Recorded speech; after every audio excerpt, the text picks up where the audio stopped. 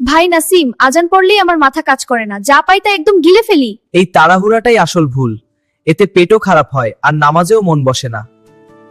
দেখ, আমরা অনেকেই করি কি, ভাজা শরবত সব একসাথে, 5 মিনিটে পেট ফুল। একদম, তারপর আমার ঘুম ঘুম লাগে, মাথা ভারী লাগে। আর তখন মাগরিব নামাজটা কষ্ট হয়ে যায়। শোন নিশি, ইফতারের 2 ধাপ খুব সহজ করে মনে রাখ। কি 2 ধাপ? প্রথমে খেজুর পানি, তারপর নামাজ, নামাজ শেষে খাবার। আজান হলে আগে 100টা খেজুর আর পানি, ব্যাস, আর কিছু না। ভাই এত কমে হবে? হবে, এইটুকু শরীরকে শান্ত করে। তারপর আর তাড়াহুড়া লাগে না। তারপর মাগরিব নামাজ, নামাজ শেষে বসে শান্তভাবে খাবি। ভাজা? ভাজা খেতে পারবি, কিন্তু পরে। আগে পেট ভরার যুদ্ধ না, আগে নামাজ।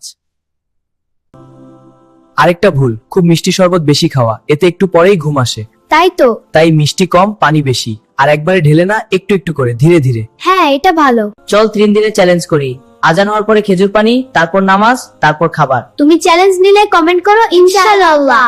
আর এমন সহজ ভিডিও চাইলে সাবস্ক্রাইব করো।